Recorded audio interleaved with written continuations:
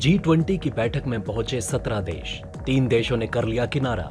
चीन ने पाकिस्तान को मनाते हुए भारत से ली सीधी दुश्मनी। G20 में भारत ने मचाया तहलका। भारत के आगे पीछे नाचे कई मुस्लिम देश। जम्मू कश्मीर में सफल बैठक के बाद बिलबिला उठा पाकिस्तान। चीन पाकिस्तान दोनों के मुंह पर भारत ने मारा जोरदार तमाचा। पीएम मोदी की लोकप्रियता ने मचाई धूम। दुश्मन भी भारत को कहता है दोस्त। दोस्तों, भारत ने जम्मू कश्मीर में G20 समिट सफल तरीके से पूरी कर दी है और इस चीज से 2 देशों को सबसे ज्यादा मिर्ची लगी है, जिसमें से पहला पाकिस्तान है और दूसरा चीन। इसी के चलते हुए चीन की तरफ से इसको लेकर बड़े कदम भी उठा लिए गए। जैसा कि आपको पता भी होगा, इस मीटिंग में चीन ने प्रवेश नहीं किया। इसके साथ चीन के कुछ मित्र देश भी हैं जो नहीं आए, और जितने भी देश नहीं आए वो सभी देश पाकिस्तान के बहुत करीबी हैं। इसके अलावा हमें देखने को मिला कि भारत ने 20 देशों को बुलाया था, लेकिन 17 देश ही बैठक में आए। पाकिस्तान की शुरुआत से यही कोशिश थी कि भारत G20 की बैठक जम्मू कश्मीर में ना रखे, बल्कि कहीं और रखे, और इसी के चलते हुए पाकिस्तान की तरफ से इसका खुलकर विरोध कर दिया गया था। लेकिन भारत ने पाकिस्तान की बात को नजरअंदाज करते हुए अपना करने का ठान लिया था। इस बात को पाकिस्तान ने UN तक में उठा दिया, लेकिन भारत के आगे किसकी चलने वाली थी? वहां पर भी पाकिस्तान ने मुंह की खाई और भारत ने सफलता के साथ जम्मू कश्मीर में G20 की बैठक कर दी और पाकिस्तान और चीन जैसे देशों के मुंह पर जोरदार तमाचा मारा। भारत ने इस बैठक में 20 देशों को बुलाया था, लेकिन इस बैठक में 150 डेलीगेट शामिल हो गए थे, और इसमें से कई मुस्लिम देश हैं जो अपने आप को इस बैठक में आने से रोक ही नहीं पाए। तो चलिए जानते हैं क्या है पूरा मामला और बढ़ते हैं वीडियो की तरफ बिना किसी देरी के। दोस्तों, पहले बात कर लेते हैं कि जम्मू कश्मीर का हालत कैसा है। इस समय जैसा कि आपको पता होगा, भारत ने सुरक्षा को मद्देनजर रखते हुए अपने मार्कोस कमांडो तैनात कर दिए थे, और इन कमांडो के बारे में हमने आपको पिछली वीडियो में बताया भी था कि इन कमांडो को कैसे तैयार किया जाता है। इसके अलावा इस बैठक में जितने लोग भी आए थे वो कश्मीर को देखकर गदगद हो गए, क्योंकि ये वही कश्मीर था जहां आज से कुछ साल पहले कर्फ्यू लगा रहता था, लेकिन आज वहां दुनिया के 20 सबसे ज्यादा ताकतवर देश आकर मीटिंग कर रहे हैं। इस चीज से भारत ने बता दिया कि सब कुछ अंडर कंट्रोल है। एक तरफ तो पाकिस्तान कश्मीर को लेकर दुनिया के कोने कोने में भारत को बदनाम करता चला जा रहा था, और भारत की छवि इसकी वजह से काफी ज्यादा खराब भी हो गई। लेकिन भारत ने साबित कर दिया कि कश्मीर को लेकर पाकिस्तान जो बातें कहता था वो बातें पूरी की पूरी झूठी थी। जो तस्वीर निकलकर सामने आई उससे यह साबित हो रहा है कि दुनिया के 20 सबसे ज्यादा ताकतवर देश कश्मीर में आए और कश्मीर का माहौल देखा, कश्मीर के विकास पर मिलकर बात की, और इस चीज से चीन और पाकिस्तान जैसे देशों को तगड़ा झटका भी लगा, क्योंकि उनकी जो मंशा थी वो सफल नहीं हो पाई। दोस्तों, कश्मीर में इस समय 150 अंतर्राष्ट्रीय सदस्य पहुंच चुके हैं और उनको कश्मीर की जमीन और वादियों का जमकर नजारा कराया गया।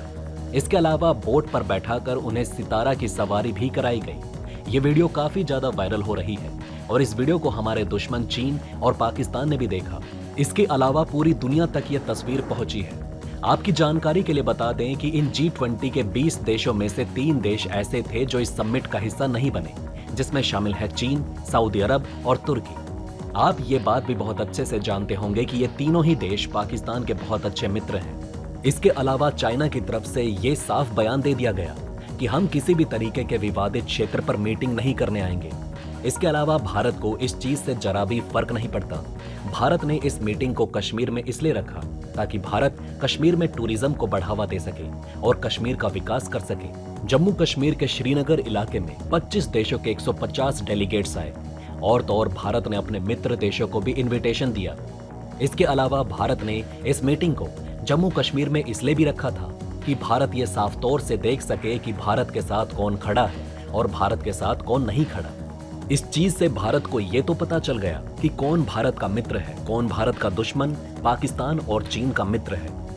इसके अलावा जिस तरीके से भारत के प्रधानमंत्री की लोकप्रियता बढ़ती चली जा रही है वो किसी से भी छुपी नहीं है।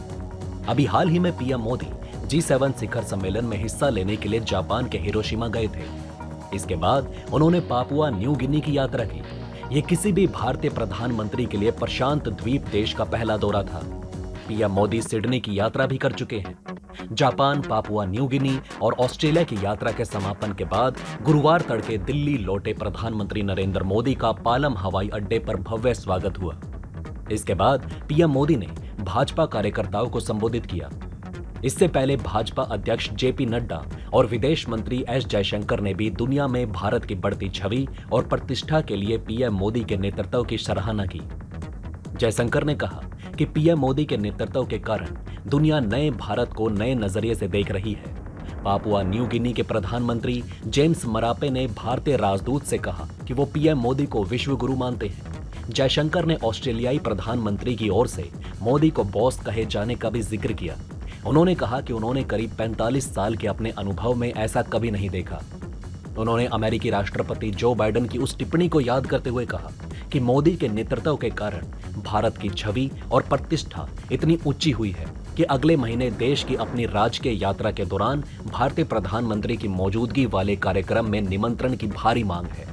बाइडेन ने कहा कि वो मोदी का ऑटोग्राफ चाहते हैं। उन्होंने प्रधानमंत्री के नेतृत्व की प्रशंसा भी की।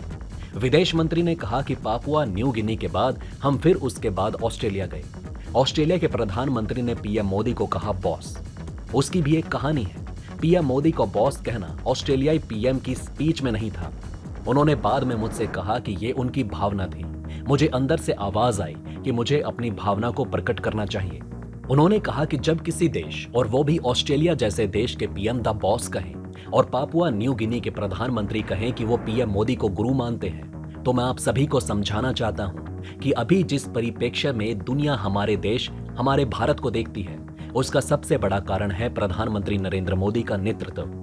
न्यू इंडिया यानी कि हमारी नई छवि जो उभर कर सामने आई है, जो अलग अलग बैठकों में बात हो रही है, वो भारत के परिवर्तन की बात हो रही है। उन्होंने कहा कि लोग पीएम मोदी से जानना चाहते हैं कि आपकी योजनाएं कैसे घर घर तक पहुंच रही हैं। आपने कोविड का मुकाबला कैसे किया? आपने कोरोना के खिलाफ टीकाकरण अभियान सफलतापूर्वक कैसे चलाया? आपके यहाँ डिजिटल डिलीवरी कैसे हो रही है? कोरोना के समय आपने कैसे 80 करोड़ लोगों को मुफ्त में खाना पहुंचाया?